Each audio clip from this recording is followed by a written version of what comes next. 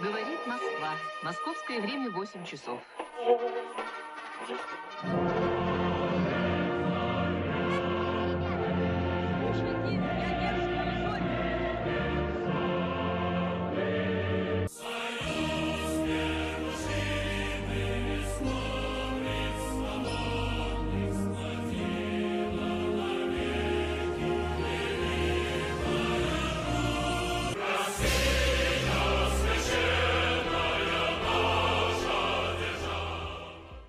Every conspiracy theory about Ukraine starts somewhere.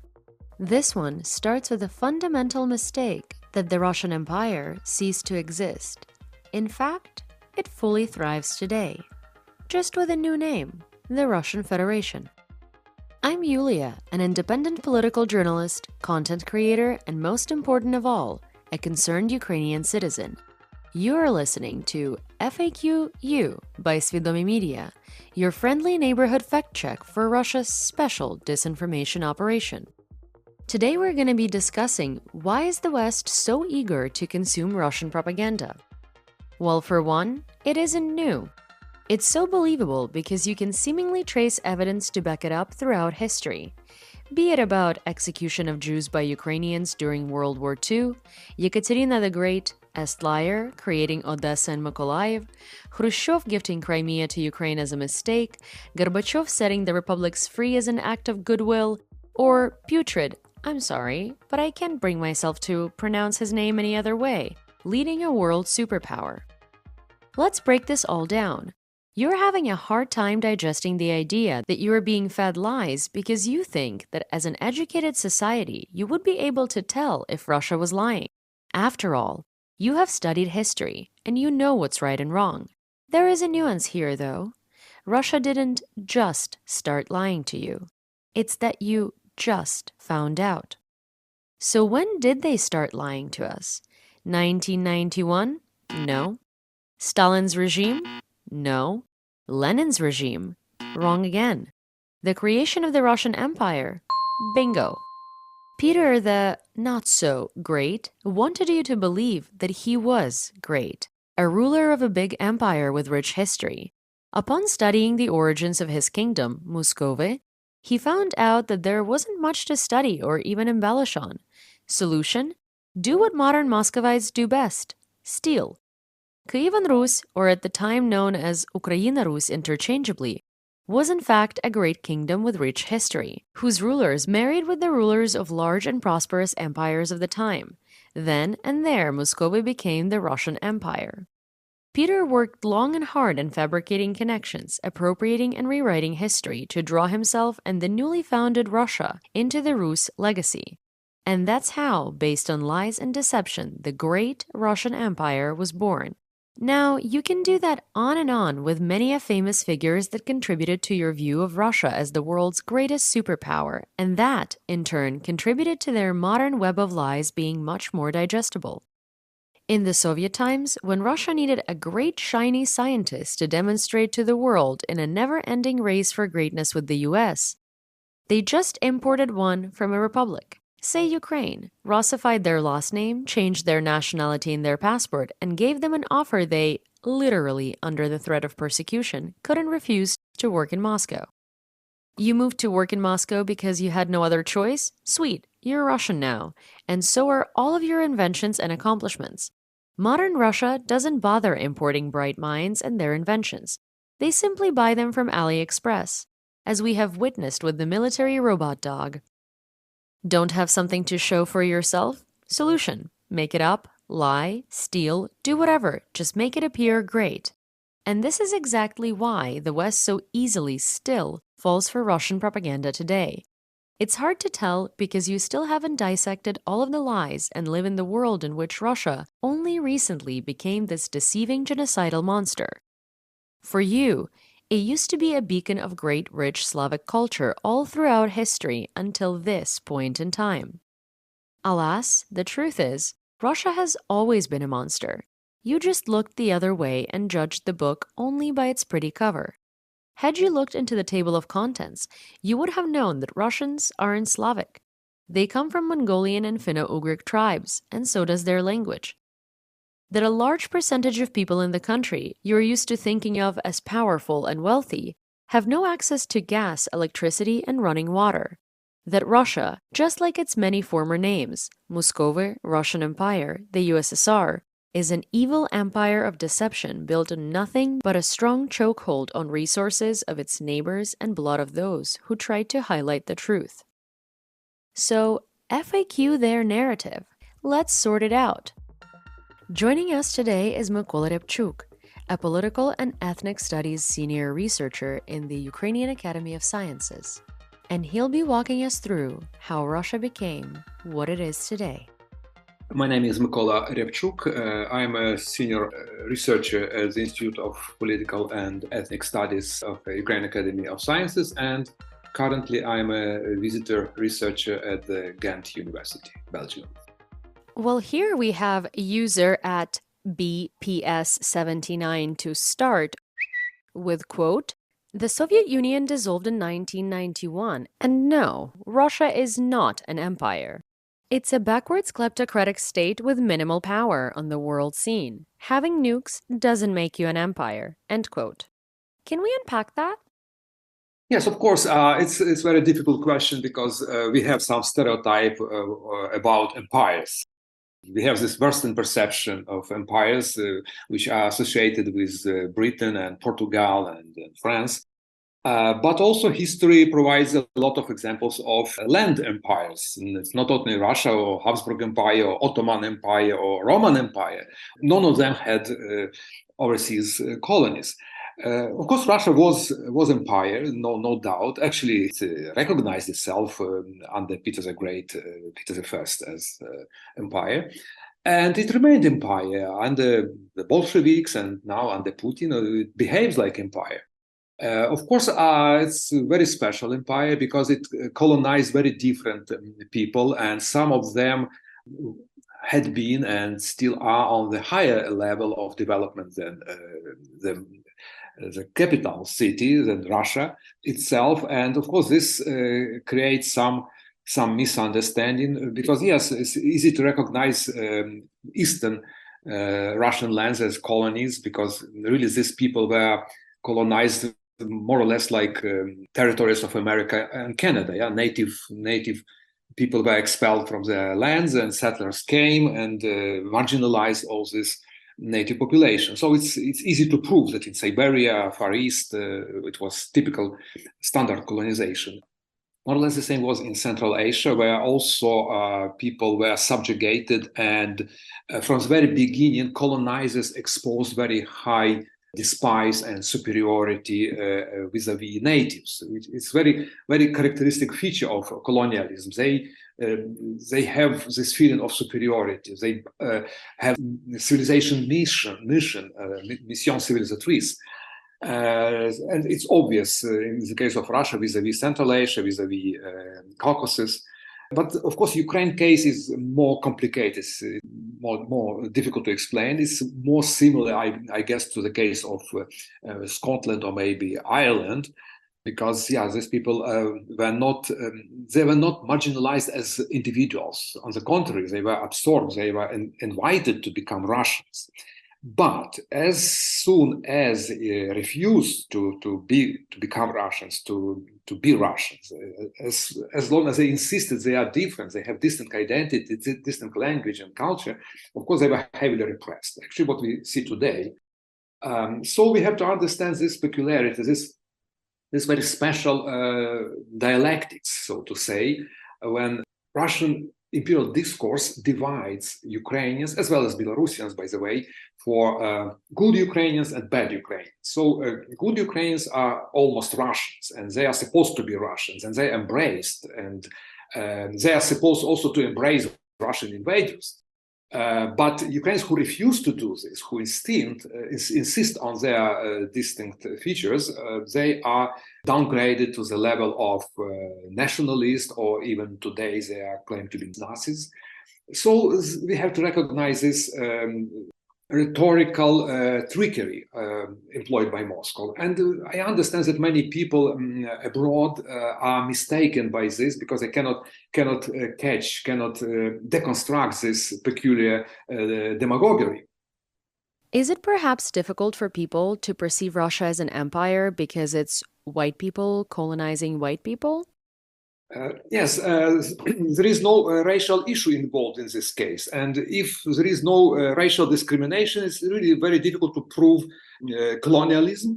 But we have to understand that colonialism involves not only racial discrimination, it involves also the feeling of superiority, attempt to belittle colonized people, to marginalize them, to silence them, to actually to dispossess them of their agency. They are supposed to be represented by the empire. They shouldn't have their own voice. The empire knows better who they are and what they need. So this is actually what we observe today. Putin knows better who Ukrainians are. He knows that we are not Ukrainians. So this is very peculiar, very ridiculous situation. But, colonialism has different faces. And Ukrainians, in a way, also were discriminated in a quasi-racial, quasi-racist way. Ukrainian language was a kind of black skin in the Russian Empire and in the Soviet Union. It was object of stigmatization, humiliation, and marginalization. So our language was our black skin. Of course, it was easier to change language than to change skin, and many people did it. And this is why so many Ukrainians were Russified, because under the social pressure, under the imperial pressure, of course, many of them got rid of their language as part of their identity. Well, how about this unique perspective on the subject? User at Jurek_Zlatko says, quote, "What is most ironic is that the majority of Ukrainians are native Russian speakers or use Russian interchangeably with Ukrainian. Even Zelensky speaks poor Ukrainian." Not true. This war on the Ukrainian side is fought to enrich the ruling elite. End quote. I'm just going to go ahead and hand you the mic. Yes, it's another paradox of colonization of Ukraine, that people, even if they lost their language or partially lost, because most of them did not lose it completely, they were forced to abandon it, not to use it in public. It was not encouraged, it was suppressed by authorities. But even if they lost their language, they still retain their identity, and most of them still are Ukrainians. It's a very similar phenomenon to what we observe in Ireland, where people also, many of them lost, most of them actually lost Gaelic language, but still they are Irish people, not English. And this is what many people fail to understand, not only in Moscow, but also internationally, because they still raise these questions about, Russian speakers or whatever. It doesn't matter in Ukraine. You can speak any language, but to be Ukrainian, because we have civic idea of nationality. We have political nation, and everybody who has Ukrainian passport and who is loyal to this state is Ukrainian. So that's very simple. But I'm really surprised that people who have the same civic nations, like in France or in America, at the same time they cannot understand that Ukrainians also may have this kind of civic nation, of political nation. Well, what about this very popular narrative? User at MyLordBibo, oh my lord, says, quote, "The senseless proxy war by America and NATO must end. Ukrainians and Russians are like brothers and sisters, for heaven's sake," end quote. This one also plays in very well into soft colonialism. That's when Russians are good, but they still speak over and on behalf of Ukrainians, supporting us, while taking away our voices in the infospace. Yes, it's a very good point about soft colonialism, because really it's very difficult to distinguish, very difficult to recognize it. I often use this metaphor of Robinson Crusoe and Friday to explain this phenomenon. You probably know this classical novel by Daniel Defoe. And Russian-Ukrainian relations largely resembles these relations between Robinson Crusoe and Friday. Friday is nice, and Robinson Crusoe loves Friday, basically, because Friday is very helpful, very obedient, and Robinson Crusoe can feel his superiority. He can manage this Friday, this indigenous person, but as long as Friday is obedient, as long as Friday recognizes superiority of Robinson Crusoe, as long as Friday accepts this artificial name of Friday, he's not Friday, he has only his real name, but he's supposed to accept this name just for convenience of Robinson Crusoe. But suddenly, Friday comes out to protest, to insist on his own identity, his own real name, and on, his own real culture. And this Friday is not Good Friday. This Friday is crazy. He should be treated in mental hospital, or probably he was hijacked by some other Robinson, maybe American, or maybe Polish, or maybe Austrian, or Jewish, I don't know. But Friday himself cannot come to this idea of his own dignity, his own freedom, his own name, his own culture. He had to be manipulated by somebody else. This is how Russians interpret Ukrainian independence, Ukrainian desire to be free and to develop their own culture and state. So no, it's very, very old story. It's very typical story. It's quite comical how Russian TV and media and Russians themselves always portray Ukrainians as country bumpkins. Yet, in reality, it is actually most Russians that resemble this description, while Ukrainians are statistically the most educated country in Europe by the amount of bachelor's, master's, and doctorate degrees. Yes, it's a very good explanation. Actually, we come back to this metaphor of Robinson Crusoe and Friday, but in this case we have not relations of white man and some aboriginal person, but we have relations of I would say urbanized cousin and rural cousin, or perceived as rural cousin. And this more advanced, allegedly more advanced and urbanized person believes that he has some superiority vis-a-vis this backward rural bumpkin, and can manipulate him. This cousin can be nice, because usually this relatives from the province, they are nice, especially with their folk dances and some ridiculous provincial speech, but they should be manipulated from outside. They should be managed. They shouldn't have their own agency, because they are infantile, they are childish.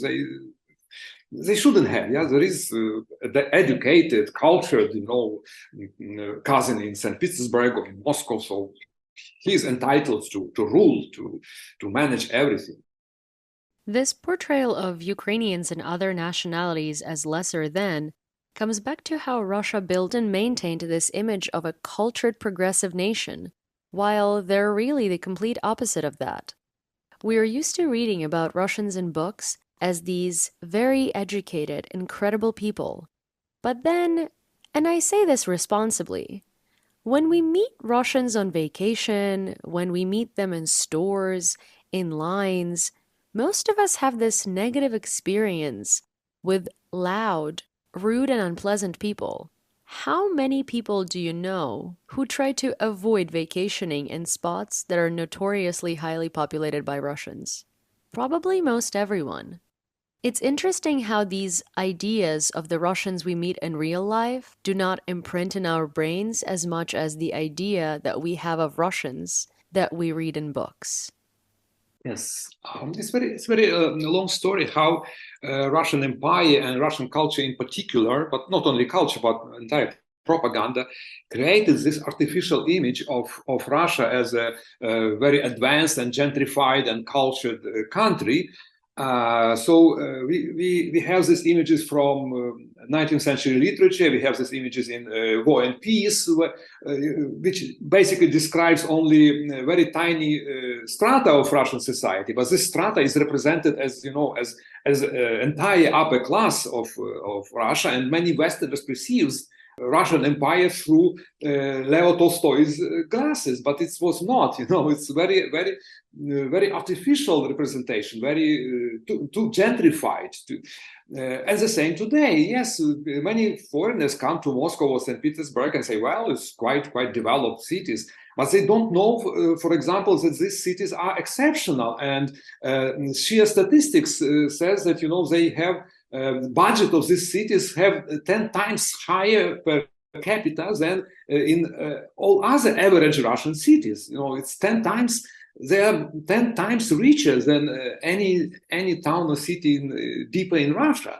It's a huge difference. But very few people go there deeper into Russia. They have this idea about Moscow is nice, War and Peace expose very nice society, very gentle people. So they are like us. No, unfortunately, they are not like us, like them. They are very different, and we see this. We observe this cruelty in Ukraine. We observe this genocidal war. People who grew up on works of Tolstoy and Dostoevsky and Pushkin. They read it in schools. They were taught all this literature in school, but nonetheless they commit very heinous crimes in Ukraine. How can it be? Russian Empire invested a lot of resources in order to create this image, to distribute this image, and to produce something what I call imperial knowledge, which was produced since 18th century, since Peter I, and disseminated internationally. It became international knowledge. It became normalized. It entered Western academia. You have all these numerous textbooks, history of Russia, history of Russian literature, and on. And all of them present narrative, presents a story from Russian perspective, which obviously is aimed on the one hand to gentrify the empire, on the other hand to belittle all these subjugated nations or to completely silence them. This is main goal of the empire. And unfortunately, this imperial knowledge was internalized not only in Russia, but also internationally. And this is why we have these big problems of misunderstanding both Russia and Ukraine. The role of Russia exaggerated. Great Russian culture is overblown. And Ukraine is virtually non-existent in this map. I remember these terrible articles which were published throughout 1990s about Ukraine. Perhaps you heard about this Jack Matlock's article published in New York Review of Books under the title "Nowhere Nation." Ukraine was nowhere nation, or a new nasty Ukraine. It was also another title in New York Review of Books. So it was a Russian point of view. This point of view did not differ much from what Putin said to George Bush in Bucharest, that Ukraine is not even a country. Well, but it's nowhere nation, so obviously it's not even a country. The West learned to see both Russia and Ukraine and the entire region through Russian lenses, through Russian glasses, Russian eyes. And this is why they failed to recognize all these tendencies in Russia. They still prefer to fool themselves that Russia is kind of democratizing and, it's entitled to have some special rights, some special domination in the region. So please don't irritate it. It's okay. It's not rogue regime. They refused to recognize this rogue regime for years after genocide in Chechnya, after invasion in Georgia. They wanted to be fooled, and I believe that this imperial knowledge largely influenced their mentality. Of course, we may speculate also about some imperial affinity, because most Western nations have deep imperial tradition, and they perceive the entire world in terms of geopolitics. So they tend to believe that each strong power is entitled to have some sphere of influence, sphere of dominance. They don't express this openly, but it's in their subconscious. Probably this, imperial idea does exist. So it's easier to perceive Russian arguments for them. All this stories about Crimea, which was all this Russian. Yeah, it was not all this Russian. For the most time, it was not Russian at all. It was country of indigenous people, of the Crimean Tatars. But nonetheless, nobody cares about this. Everybody knows that Crimea was gifted by Khrushchev in 1954. What was before that is obliterated completely. It's as if nothing happened before that. So there are a lot of these stories. This story about 1,000-year-old Russia, which is not 1,000-year, which actually begins in the 18th century. About Kiev, which was always, Russian, a cradle of Russian civilization, which in fact had nothing to do with Russia, because of the Moscow, there was no Russia until the 18th century, and on and on. All these fake stories became international knowledge, imperial knowledge. It's very difficult to challenge it, because how to challenge something that everybody knows, something that is perceived as normal. So it's a huge job for all of us, for intellectuals, both in Ukraine and internationally. My feeling is that the main goal of these fake stories, fake narratives, is not so much to persuade, to make them true, to make people believe them, but rather to distract attention, to draw attention to something else. So instead of talking about Russian crimes, about Russian daily shooting and shelling of Ukraine, killing of children and civilians, we discuss about some fake Ukrainian Nazis and whatever. So this is how discourse is shifted from real problems of Russian aggression, of Russian war, of Russian crimes, to some, absolutely fictitious issues of non-existent Nazis, of non-existent discrimination of Russian speakers, and on and on. So absolutely, narrative is changed. Narrative is falsified, and this is, I believe, this main goal of Russian propaganda. A rough one for me and probably every Ukrainian is when the world reacts so harshly to something happening in Russia. Yet, when Ukraine gets shelled every single day, no one makes a peep. Those same people do not make a single sound about it. For instance, like user at NYKTELIOS82 on Twitter, quote, "This family went on vacation and died when Ukrainian military blew up the Kerch Bridge." End quote. Russia's largest GLOC and a legitimate military target, may I add? And there are hundreds of families dying in Ukraine. Yet that doesn't seem to bother anyone.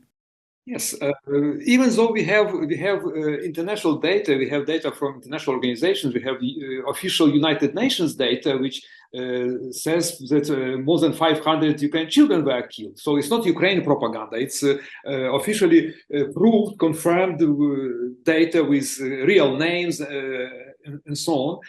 But still, nobody cares. Yes, it's a big problem. Russian propaganda is very powerful, and what is worse, it's well perceived. Just because people were poisoned with all this, what I call imperial knowledge, they internalized it for years, and because of this, they are very open. They are very skeptical to this sort of narratives. And of course, for them, it's much more difficult to perceive Ukrainian part of the story. It's a big challenge for all of us how to bridge this gap between academic knowledge and popular knowledge, because academic knowledge today is more or less developed, at least in the Western countries. We have a very good library of books, of research, of published articles, which present quite real story about Ukraine, about Russia, about history, about everything. But of course, it's academic knowledge. It's today in academic world, it's inappropriate to use formulas like Kievan Russia instead of Kievan Rus. It sounds ridiculous, and we understand this. It's as ridiculous as to say ancient Romania instead of ancient Rome, because it's absolutely different entities. But nonetheless, in popular discourse, it's quite widespread. And I happened to read recently very comprehensive article, comprehensive analysis of English children books, how they describe Russia and occasionally also Ukraine. And it's absolutely Russian narrative in English children books in 2022, 2023. So how to bridge this gap? It's a huge challenge. I try to do this every day. I communicate with different people. I deliver lectures. I publish op-eds in international periodicals. But still, I feel, how difficult it is. I think it's important for us as Ukrainians to breach that gap where truth about Ukraine is academic knowledge and make it pop culture, so to speak.